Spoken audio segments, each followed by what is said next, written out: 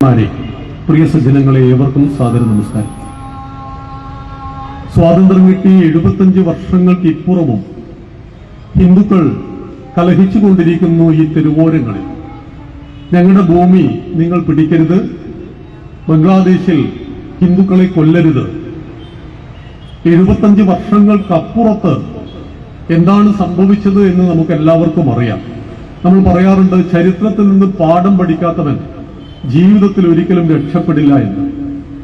ചരിത്രത്തിൽ നിന്ന് വർത്തമാനവും വർത്തമാനത്തിൽ നിന്ന് ഭാവിയും രൂപീകരിക്കപ്പെടുന്നു. അങ്ങനെയെങ്കിൽ ബംഗ്ലാദേശിൽ വംശഹത്യ നടക്കുമ്പോൾ, ആയിരക്കണക്കിനായ നമ്മുടെ സഹോദരങ്ങൾ കൊല്ലപ്പെടുമ്പോൾ, വഖഫിന്റെ പേരിൽ മാത്രം ലക്ഷക്കണക്കിന് ഭൂമി ഹിന്ദുവിന്റെയും ക്രിസ്ത്യാനിയെയും തട്ടിയെടുക്കുമ്പോൾ ആരാണ് ഇതിന് കാരണക്കാർ?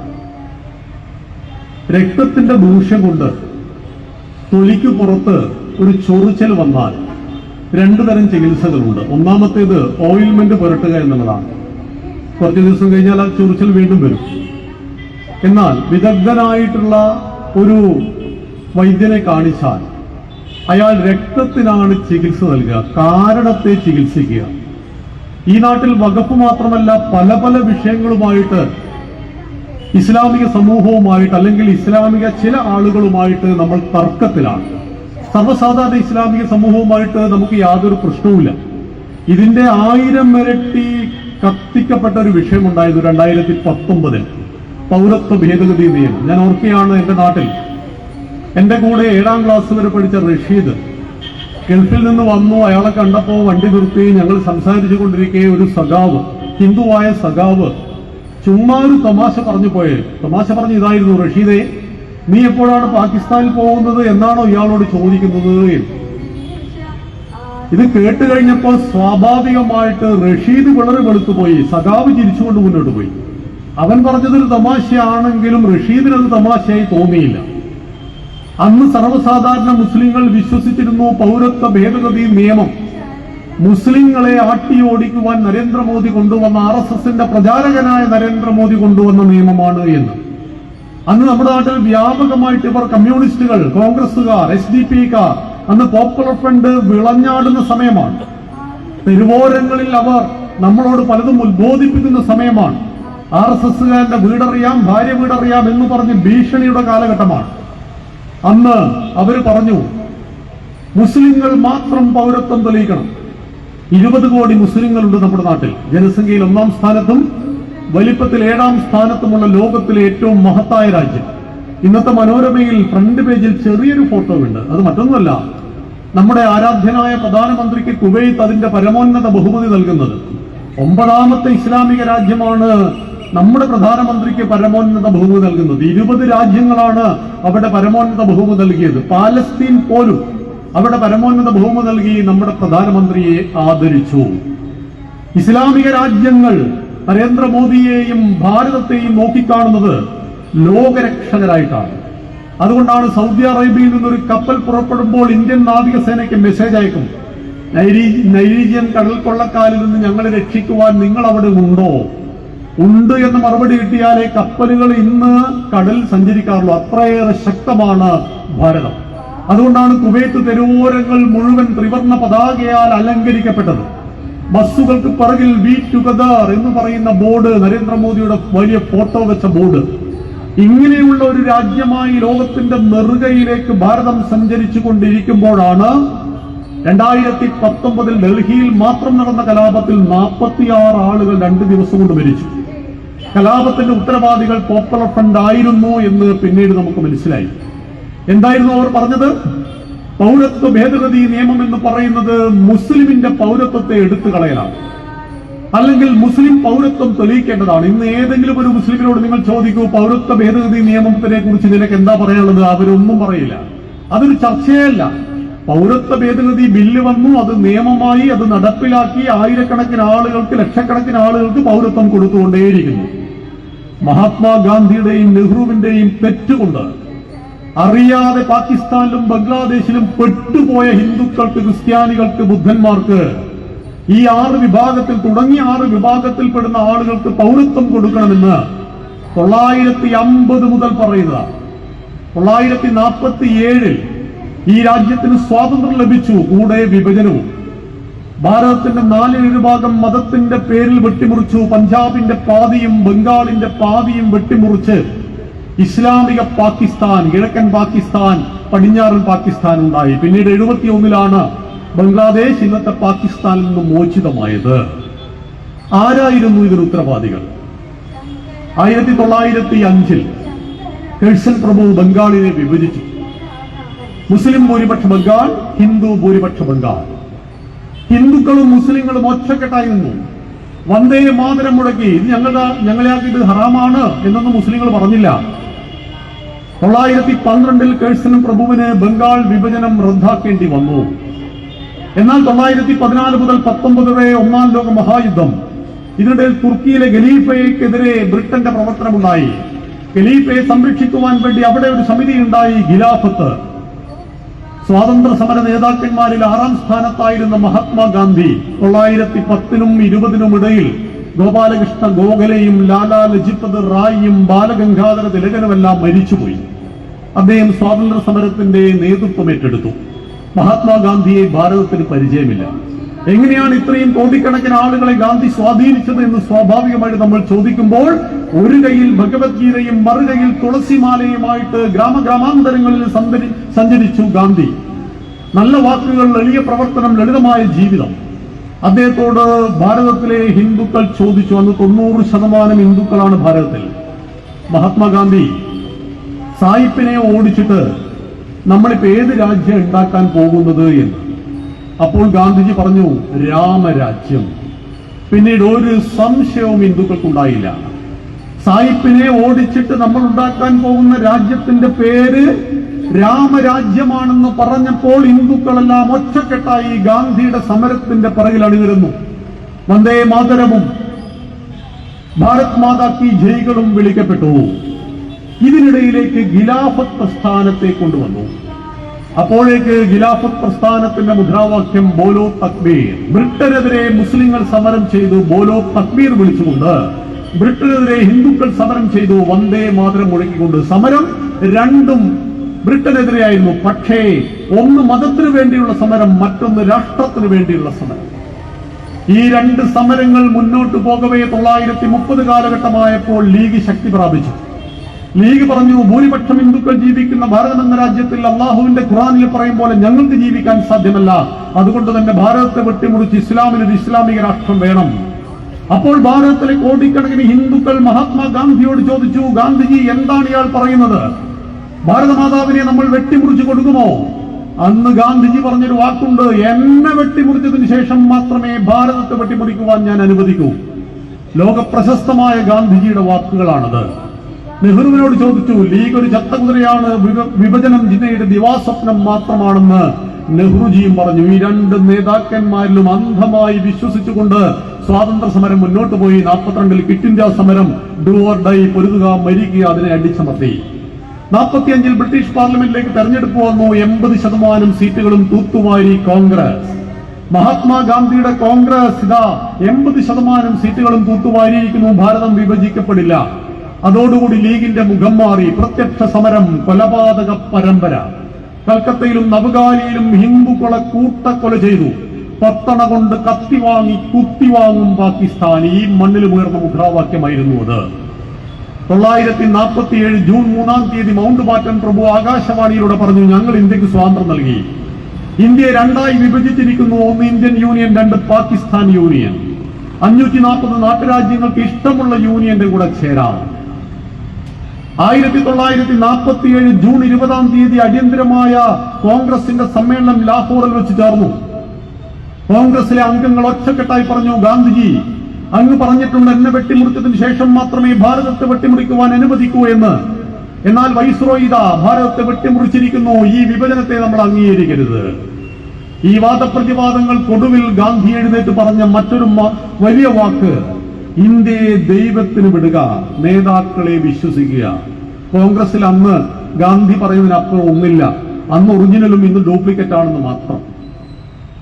1947 ഓഗസ്റ്റ് 15-ാം തീയതി ഭാരതത്തെ വെട്ടിമുറിച്ചപ്പോൾ ആഗ്രഹിക്കാതെ പെട്ടുപോയ 1,65,00,000 ഹിന്ദുക്കൾ പാകിസ്ഥാനിൽ.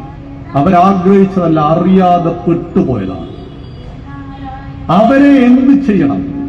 അവരെ ആര് സംരക്ഷിക്കും? ഭാരതത്തിലെ മുഴുവൻ മുസ്ലിങ്ങളും പാകിസ്ഥാനിലേക്ക് പോയോ? പോയില്ല. ഞങ്ങൾക്ക് പാകിസ്ഥാൻ വേണമെന്ന് പറഞ്ഞപ്പോൾ ബാക്കിയുള്ളവരോട് പോകാൻ ഹിന്ദുക്കൾ പറഞ്ഞോ? പറഞ്ഞില്ല. എന്തായിരുന്നു ഹിന്ദുവിന്റെ സമീപനം? എല്ലാവരോടും, ക്രിസ്ത്യാനിയോട്, ജൂതനോട്, പാഴ്സിയോട്, കമ്മ്യൂണിസത്തോട്, എല്ലാവരോടും ആകാശാത് പതിതം തോയം യഥാഗച്ഛതി സാഗരം സർവദേവ നമസ്കാരം കേശവം പ്രതിഗച്ഛതി എന്ന് പറഞ്ഞവരാണ് നമ്മൾ ഹിന്ദുക്കൾ. വിണ്ണിൽ നിന്ന് മണ്ണിലേക്ക് പതിക്കുന്ന കോടാനുകോടി മഴത്തുള്ളികൾ എങ്ങനെ അരുവിയിലൂടെ, നദിയിലൂടെ ഒഴുകി ഏകമാകുന്ന സാഗരത്തിൽ എത്തിച്ചേരുന്നുവോ, സർവദേവ നമസ്കാരം, നിങ്ങൾ ഏത് ദൈവത്തെ വേണമെങ്കിൽ നമസ്കരിച്ചോളൂ, കേശവം പ്രതിഗച്ഛതി, ഒടുവിൽ ഏകമാകുന്ന ഈശ്വരനിൽ വന്നു ചേരുമെന്ന് പറഞ്ഞ തത്വചിന്ത പിറന്നതുകൊണ്ടാണ് ഭാരതത്തിൽ മതേതൃത്വം പൂത്തുലഞ്ഞിങ്ങനെ നിൽക്കുന്നത്. നേരത്തെ പറഞ്ഞതുപോലെ 950 ജനുവരി 26 ഇന്ത്യക്ക് ഒരു ഭരണഘടന ഉണ്ടായപ്പോൾ ആ ഭരണഘടനയിൽ മതേതൃത്വം, സോഷ്യലിസം എന്ന വാക്കുണ്ടായിരുന്നില്ല. 76-ൽ 42ാം ഭരണഘടനാ ഭേദഗതി പ്രകാരം ഇന്ദിരാഗാന്ധിയാണ് അത് കൂട്ടിച്ചേർത്തത്. എന്തുകൊണ്ടാണ് BR അംബേദ്കർ അത് കൂട്ടിച്ചേർക്കാതിരുന്നത്? സകല മതങ്ങളെയും ഇസങ്ങളെയും ഇരുകൈകൾ നീട്ടി സ്വന്തം മണ്ണിലേക്ക് സ്വീകരിച്ച ഈ ഹൈന്ദവ നാടിനോട് നീ മുസ്ലിമിനെ സ്നേഹിക്കണം, ക്രിസ്ത്യാനിയെ സ്നേഹിക്കണം, ജൂതനെ സ്നേഹിക്കണം എന്ന് പറയേണ്ടതില്ല. എന്നും നമ്മളോട് നന്ദി കാണിച്ചത് ജൂതന്മാരാണ്, ഇന്ന് ക്രിസ്ത്യാനികളാണ്. ക്രിസ്ത്യാനികൾ തിരിച്ചറിയാൻ തുടങ്ങിയിരിക്കുന്നു. 1000 ഹിന്ദുക്കൾക്കിടയിൽ ഒരു ക്രിസ്ത്യാനിക്ക് സ്വസ്ഥമായി ജീവിക്കാം, ഒരു കുഴപ്പമുണ്ടാവില്ല. ക്രിസ്ത്യാനികളുമായിട്ട് നമുക്ക് അന്നേ ഉണ്ടായിരുന്ന അഭിപ്രായ വ്യത്യാസം, ഹിന്ദു പട്ടിണി കിടന്നാൽ അരികടന, ഗോതമ്പ്, പഞ്ചസാര, കൂടെ കുരിശും കൊടുക്കുന്നത് മാത്രമായിരുന്നു. അത് പാടില്ല. അജ്ഞതയെയും അവിശതയെയും ചൂഷണം ചെയ്യരുത്. ഇതവർ തിരിച്ചറിഞ്ഞ് ഇന്ന് പെന്തക്കോസ്റ്റ് ക്രിസ്ത്യാനികൾ തന്നെയാണ് ഈ വകുപ്പിനെതിരെ, ബംഗ്ലാദേശ് വംശഹത്യക്കെതിരെ ഒക്കെ ശബ്ദിക്കുന്നതെന്ന് പറയുന്നത് ആശ്വാസകരമാണ്. അപ്പോഴാണ് കേരളം മുഴുവൻ വകുപ്പിനെ കുറിച്ചുള്ള, ബംഗ്ലാദേശ് വംശഹത്യക്കെതിരെയുള്ള ഈ കാര്യങ്ങൾ നടക്കുന്നത്. അങ്ങനെ 947 ഓഗസ്റ്റ് 15-ാം തീയതി ഈ രാഷ്ട്രം വിഭജിച്ചുണ്ടാക്കപ്പെട്ട ആ പാകിസ്ഥാനിലും ഇന്നത്തെ ബംഗ്ലാദേശിലും ഹിന്ദു വംശഹത്യ നടന്നുകൊണ്ടിരിക്കെ 6% ഉണ്ടായിരുന്ന മുസ്ലിങ്ങൾ 15% വളർന്നു. ഭാരതത്തിൽ പള്ളിക്ക് പുറത്ത് പട്ടാളവും പോലീസും കാവൽ നിൽക്കാതെ ഇസ്ലാമിക സഹോദരങ്ങൾ നിർഭയം ജീവിക്കുന്ന നാടായി ഭാരതം മാറിയപ്പോൾ 1 വർഷം പാകിസ്ഥാനിൽ പിടഞ്ഞു വീണ് പള്ളിക്കുള്ളിൽ മരിക്കുന്ന മുസ്ലിങ്ങളുടെ എണ്ണം 20,000-ത്തിലധികമാണ്. ഷിയാ മുസ്ലിങ്ങളെ സുന്നികളും, സുന്നികളെ ഷിയാക്കളും ബോംബ് വെച്ച് കൊന്നുകളയും. മഹാഭാരതത്തിലെ ഗാന്ധാരിയുടെ ഗാന്ധാരദേശം ഇന്ന് അഫ്ഗാനിസ്ഥാനമാണ്, താലിബാൻ. ബംഗാളദേശം ഇന്ന് ബംഗ്ലാദേശ്. ലോകത്തെ മുഴുവൻ പേടിപ്പെടുത്തുന്ന ഭീകര രാജ്യങ്ങളായിട്ട് ഭാരതത്തിൽ നിന്നും മറന്നുപോയ രാജ്യങ്ങൾ മാറിയപ്പോൾ ലോകത്തിന്റെ നെറുകയിലേക്ക് നമ്മുടെ ഭാരതം ലോകത്തിൽ ഏറ്റവും വലിയ ജനസംഖ്യയുമായിട്ട് കുതിച്ചുകൊണ്ടിരിക്കുന്നു. ആ വർത്തമാനകാല സാഹചര്യത്തിൽ മുസ്ലിങ്ങളുമായിട്ടുള്ള ഒരു ഫൈറ്റിന് വേണ്ടിയല്ല ഈ വഖഫ് നിയമത്തിനെതിരെയുള്ള ഈ പൊതുയോഗങ്ങൾ. മത്സരനും ശങ്കുട്ടിദാസ് സാറും അത് വിസ്തരിച്ച് പറയും. നമ്മൾ എതിർക്കുന്നത് ഈ രാഷ്ട്രത്തിന്റെ പൊതുനിയമത്തിന് അതീതമായിട്ട് മതനിയമം പാടില്ല. ഏക സിവിൽ കോഡ്, ഏവർക്കും ഒരൊറ്റ നിയമം. നമ്മുടെ ഏറ്റവും വലിയ സ്വപ്നമാണ് ഇനി വരാൻ പോകുന്നത്. നരേന്ദ്രമോദി സർക്കാരിന് 240 സീറ്റേ ഉള്ളൂ. അതൊരു തടസ്സമാണ്, അത് തടസ്സമാണ്. പക്ഷേ എലിയും പാമ്പും കീരിയും പൂച്ചയും ഒന്നായി ശിവസേനയും മുസ്ലിം ലീഗ് ഒരു സ്റ്റേജിലായിരുന്നു ഈ കഴിഞ്ഞ തെരഞ്ഞെടുപ്പിൽ. ആലോചിച്ച് നോക്കൂ നിങ്ങൾ. അപ്പൊ ഞാൻ പറഞ്ഞു വന്നത്, ഏക സിവിൽ കോഡ്, ക്രിമിനൽ നിയമങ്ങൾ എല്ലാവർക്കും ഒരുപോലെയാണ്. കട്ടാലും പിടിച്ചു പറിച്ചാലും കൊലപാതകം നടത്തിയാലും ഇന്നാട്ടിലെ നിയമങ്ങൾ എല്ലാവർക്കും ഒരുപോലെയാണ്. അത് ഹിന്ദുവിനും മുസ്ലിമിനും കോടതി വിധിക്കുന്ന ശിക്ഷ ഒരുപോലെയാണ്. എന്നാൽ സ്വത്ത് കേസിൽ, വിവാഹമോചനത്തിൽ, സ്വത്തവകാശത്തിൽ എല്ലാം തന്നെ മതനിയമങ്ങളാണ്. ഇത് പാടില്ല എന്ന് പറയുന്നു. പട്ടിണി കിടക്കുന്നവനോട് മതം ചോദിക്കാത്ത ഒരു രാഷ്ട്രമാണ് നമ്മുടെ സ്വപ്നം. ഇതൊക്കെ പറയുന്ന RSSനെ, BJPയെ വർഗീയവാദികൾ എന്ന് പറയുന്നു. സച്ചാർ കമ്മീഷൻ റിപ്പോർട്ട് നടപ്പിലാക്കാൻ വേണ്ടി ഇന്ത്യയിൽ ഏക സംസ്ഥാനമാണ് പ്രത്യേക ഒരു കമ്മീഷനെ ഉണ്ടാക്കിയത്, കേരളം. പാലോളി മുഹമ്മദ് കുട്ടി കമ്മീഷൻ, VS അച്യുതാനന്ദ സമയത്ത് പാലോളി കുട്ടി കമ്മീഷൻ. ആ പാലോളി മുഹമ്മദ് കുട്ടി കമ്മീഷന്റെ 15 വ്യവസ്ഥകൾ നിങ്ങൾക്ക് വായിച്ചു നോക്കിയാൽ അറിയാം. പട്ടികജാതി പട്ടികവർഗത്തിന് കിട്ടുന്ന സകല ആനുകൂല്യങ്ങളും മുസ്ലിങ്ങൾക്ക് കൂടി കൊടുക്കണമെന്ന് പറയുന്ന രീതിയിലേക്ക് കേരളത്തിന്റെ മതപ്രീണനം, ഇസ്ലാമിക പ്രീണനമെത്തി. ഈ മണ്ണിൽ ഹമാസിനെ ഭീകരന്മാരെന്ന് പറയാൻ കഴിയില്ല. സൗദി അറേബ്യ പറഞ്ഞു, ഹമാസിന് അനുകൂലമായി, ഹിസ്ബുള്ളയ്ക്ക് അനുകൂലമായ ഒരൊറ്റ വാക്കു പറഞ്ഞാൽ നിങ്ങൾ ജയിലിൽ പോകും. പക്ഷേ ഈ മുതലക്കുളത്തും നമ്മുടെ കടപ്പുറത്തും ശശി തരൂർ എന്ന് പറയുന്ന ആ വലിയ ബുദ്ധിജീവി ഹമാസ് ഭീകരന്മാർ ഇസ്രായേലിൽക്കാരി കഴുത്തറത്തു എന്ന് പറഞ്ഞപ്പോൾ MK മുനീർ തിരുത്തി. നമ്മുടെ സന്ദീപ് വാര്യർക്കും ഇന്ന് ഹമാസ് ഭീകരനാണെന്ന് പറയാൻ കഴിയില്ല. വ്യക്തിത്വം നഷ്ടപ്പെട്ടു പോകും. സത്യം വിളിച്ചു പറയാൻ കഴിയില്ല. ആലോചിച്ചു നോക്കൂ നിങ്ങൾ. ഹമാസിനെ ഭീകരന്മാരുടെ പട്ടികയിൽപ്പെടുത്തി നിരോധിച്ചു ഇസ്ലാമിന്റെ സൗദി അറേബ്യ. ഹമാസ് എന്ന പേരുച്ചരിച്ചവനെ നാട്ടിലേക്ക് ജയിലിലേക്ക് അയച്ചപ്പോൾ ഇവിടെ ഹമാസിന് വേണ്ടി പടപെടുന്നു കമ്മ്യൂണിസ്റ്റുകളും കോൺഗ്രസുകളും. ഹിന്ദുവിനെയും മുസ്ലിമിനെയും തമ്മിലിടിപ്പിച്ച് ചോര കുടിച്ചതിന്റെ ചരിത്രം KK മുഹമ്മദ് ഞാനെന്ന ഭാരതീയൻ പറയുന്നുണ്ട് അയോധ്യ വിഷയത്തിൽ. അങ്ങനെ ഒത്തിരി വിഷയങ്ങളുണ്ട് നമ്മുടെ നാടിനെ കലുഷിതമാക്കുന്ന വിഷയങ്ങൾ. ഈ വിഷയങ്ങൾക്കിടയിൽ നല്ല പരിഹാരങ്ങളും വരുന്നു. 370 വകുപ്പ് നമ്മൾ എടുത്തു കളഞ്ഞു. പൗരത്വ ഭേദഗതി നിയമം നടപ്പിലാക്കി. ഒരിക്കലും നടക്കില്ല എന്ന് പറഞ്ഞ 370 വകുപ്പ് എടുത്തു കളഞ്ഞാൽ ഇന്ത്യ കത്തിപ്പോകുമെന്നൊക്കെ പറഞ്ഞിരുന്നു. ഒന്നും നടന്നില്ല. ജമ്മു കാശ്മീരിൽ, എന്റെ നാട്ടിൽ നിന്ന് കഴിഞ്ഞ ആഴ്ച ജമ്മു കാശ്മീരിൽ പോയ ടീം തിരിച്ചു വന്നു. ഭാര്യ, ഭർത്താക്കന്മാർ, യുവമിഥുനങ്ങൾ. ഞാൻ പറഞ്ഞു, നിങ്ങൾ അവിടെ എത്തിയപ്പോൾ ആദ്യം ചെയ്യേണ്ടിയിരുന്നത് നരേന്ദ്രമോദിക്ക് 4 മുദ്രാവാക്യം വിളിക്കലായിരുന്നു. കാരണം നിങ്ങൾക്ക് ജമ്മു കാശ്മീരിൽ ടൂറിന് പോകണമെന്ന് തോന്നിയത് ഇക്കഴിഞ്ഞ 10 വർഷത്തിനിടയിലാണ്. 370 വകുപ്പ് എടുത്തതിന് ശേഷമാണ് ജമ്മു കാശ്മീരിൽ ഇപ്പൊ ആളുകൾ ടൂർ പോകാൻ തുടങ്ങിയത് എന്ന് മനസ്സിലാക്കണം. പൗരത്വ ഭേദഗതി നിയമം നടപ്പിലാക്കി ആരുമില്ലാതെ തെരുവോരങ്ങളിൽ ഒറ്റപ്പെട്ടു പോയ നമ്മുടെ ഹൈന്ദവ, ക്രൈസ്തവ, ബുദ്ധ സഹോദരന്മാർക്ക് പൗരത്വം കൊടുത്തുകൊണ്ടേയിരിക്കുന്നു. അവരെ പൗരന്മാരാക്കി മാറ്റിക്കൊണ്ടിരിക്കുന്നു. ഈ വകുപ്പിൽ പുതിയ 15 ഭേദഗതികളാണ് പറഞ്ഞിരിക്കുന്നത്. അതൊക്കെ നിങ്ങൾക്ക് മനസ്സിലാക്കുവാൻ ഇവിടെ ഒരു ബുക്കുണ്ട്. കൂടുതൽ പ്രസംഗത്തിലൂടെയും കൂടുതൽ കാര്യങ്ങൾ മാധവം ബുക്സിന്റെ ഈ ബുക്കിലൂടെയും നമുക്ക് മനസ്സിലാക്കുവാൻ കഴിയും. അതായത് വിരുദ്ധാഭിപ്രായങ്ങളും അനുകൂല അഭിപ്രായങ്ങളും എല്ലാം ഒത്തിണങ്ങിയ ഒരു ഗ്രന്ഥം കൂടിയാണിത്. ഞാൻ പറഞ്ഞു വന്നത്, കേരളത്തിന്റെ ഓരോ തെരുവോരങ്ങളിലും ചെറുതും വലുതുമായ പൊതുയോഗങ്ങളിലൂടെ നമ്മുടെ വത്സേട്ടൻ പ്രധാനമായിട്ട് മൊത്തം സഞ്ചരിച്ചുകൊണ്ട് ഇതിനെ ഹൈന്ദവ സമൂഹത്തിനിടയിൽ ബോധവൽക്കരണം നടത്തിക്കൊണ്ടിരിക്കുകയാണ്. വഖഫ് നിയമം ഭേദഗതി ചെയ്യണം. ഇപ്പം JPCക്ക് മുന്നിലാണുള്ളത്. തീർച്ചയായിട്ടും അത് ഭേദഗതി ചെയ്യും. കോടതിക്ക് കീഴിൽ മുസ്ലിം വരണം. കോടതിക്ക് കീഴിൽ ക്രിസ്ത്യാനിയും ഹിന്ദു ഇപ്പോഴുണ്ട്. പണ്ട് KT കുഞ്ഞിക്കണ്ണന്റെ ഒരു വാദമൊക്കെ ഉണ്ടായിരുന്നു. മുത്തലാഖ് നരേന്ദ്രമോദി സർക്കാർ നിരോധിച്ചപ്പോ ഹിന്ദുക്കൾ ഭാര്യ ഉപേക്ഷിച്ചാൽ കേസില്ല, ക്രിസ്ത്യാനികൾ ഭാര്യ ഉപേക്ഷിച്ചാൽ കേസില്ല, മുസ്ലിങ്ങൾ ഭാര്യ ഉപേക്ഷിച്ചാൽ ഉടനെ പിടിച്ച് ജയിലിലിടും. ഇതെന്ത് നീതിയാണ്? സഖാക്കൾ വിശ്വസിച്ചു. എന്തായിരുന്നു സംഭവിച്ചത്? ഹിന്ദുവും ക്രിസ്ത്യാനിയും വിവാഹമോചനം നേടുന്നത് കോടതിയിലാണ്. കോടതിയാണ് വിധിക്കുക. ഇത്ര രൂപ കൊടുത്തിരിക്കണം. നീ 4 കുട്ടീനെ ഉണ്ടാക്കിയില്ലേ, അവർക്കുള്ള ചെലവ്, ഭാര്യയുടെ ചെലവടക്കം ഇത്ര മാസാമാസം കൊടുക്കണം. എങ്ങനെയായിരുന്നു മുസ്ലിമിന്റെ വിവാഹമോചനം? തലാക്ക് തലാക്ക് തലാക്ക്, നീ നിന്റെ വീട്ടിൽ പോയിക്കോളൂ എന്ന് പറയും. അപ്പൊ ആര് ജീവനാംശം കൊടുക്കും? ജീവനാംശത്തെ കുറിച്ച് ചോദിക്കാനേ പാടില്ല. അപ്പൊ ഈ നിയമം മുത്തലാഖ് പരിഷ്കൃത ഇസ്ലാമിക സമൂഹത്തിൽ മൊത്തം നിരോധിച്ച ആ മുത്തലാഖ് നിരോധിച്ചപ്പോഴാണ് അതിനെ ഇങ്ങനെയാണ് കമ്മ്യൂണിസ്റ്റുകൾ ദുർവ്യാഖ്യാനം ചെയ്തത് എന്ന് മനസ്സിലാക്കണം. അപ്പോഴാണ് ഈ ബോധവൽക്കരണം എല്ലാ സ്ഥലങ്ങളിലേക്കും സർവ്വവ്യാപകമായിട്ട് ഈ ആശയത്തെ എത്തുക, ഇത് പ്രചണ്ഡമായി പ്രചരിപ്പിക്കുക. ഇസ്ലാമിക സമൂഹത്തിൽ പഴയ കുത്തിത്തിരിപ്പുണ്ടാക്കുവാൻ കഴിയുന്നില്ല. സമസ്ത വലിയൊരു സമ്മേളനമൊക്കെ കോഴിക്കോട് തീരുമാനിച്ചിരുന്നു. പക്ഷേ ജനപങ്കാളിത്തം ഉണ്ടായില്ല. എന്നാൽ നിങ്ങൾക്ക് ഓർമ്മയുണ്ടാവില്ലേ, പൗരത്വ ഭേദഗതി നിയമത്തിന്റെ കാലഘട്ടത്തിൽ അവസാനത്തെ മുസ്ലിം സ്ത്രീയും റോഡിലിറങ്ങിയിരുന്നു. എന്റെ ഗ്രാമത്തിൽ നിന്ന് പോലും 5 or 6 ബസ്സുകളിൽ പരിപാടിക്ക് ആളുകൾ പോയിരുന്നു. പക്ഷേ ഇപ്പോൾ അവർക്ക് മനസ്സിലായി ഞങ്ങളെ പറ്റിച്ചതായിരുന്നു. ഒരു മുസ്ലിമിന്റെയും വ്യക്തിത്വം എടുക്കുവാനുള്ളതല്ല, കുറച്ച് പാവങ്ങൾക്ക് കൊടുക്കുവാനുള്ളതാണ് എന്ന് അവർക്ക് മനസ്സിലായി. ഇസ്ലാമിക സമൂഹത്തെ ബാധിക്കുന്ന വിഷയമാണ് വഖഫ്. ക്രൈസ്തവ സമൂഹത്തെ ബാധിക്കുന്ന വിഷയമാണ് വഖഫ്. ഹൈന്ദവ സമൂഹത്തെ ബാധിക്കുന്ന, ഈ രാഷ്ട്രത്തെ മൊത്തം ബാധിക്കുന്ന ഒരു കിരാത നിയമമാണ് നെഹ്റുവും മൻമോഹനും നരസിംഹറാവും എല്ലാം ഉണ്ടാക്കിക്കൊടുത്ത ഈ കിരാത നിയമത്തിൽ 15 ഭേദഗതികളോടെ ഇതിനെ പുനഃപരിഷ്കരിച്ചുകൊണ്ട് ഈ നാടിന്റെ കോടതിക്ക് കീഴിൽ, സുപ്രീം കോടതിക്കും ഹൈക്കോടതിക്കും കീഴിൽ, ജില്ലാ കളക്ടർക്ക് കീഴിൽ ഈ മുസ്ലിമിനെയും മുസ്ലിമിന്റെ സ്വത്തവകാശത്തെയും എല്ലാം കൊണ്ടുവരുവാനുള്ള ഒരു വലിയ നിയമത്തെക്കുറിച്ചുള്ള ഈ ഒരു പൊതുസമ്മേളനം ഒപ്പം ബംഗ്ലാദേശിലെ ഹൈന്ദവ വംശഹത്യക്കെതിരെ ലോകമെമ്പാടും പ്രതിഷേധം ഉയരുന്നു. ഇതെല്ലാം ഒന്നിച്ച് ഹൈന്ദവ സമൂഹത്തെ ബോധവൽക്കരിക്കുവാനുള്ള ഈ പരിശ്രമത്തിന് എല്ലാവിധ ആശംസകളും നേരുന്നു. നന്ദി, നമസ്കാരം.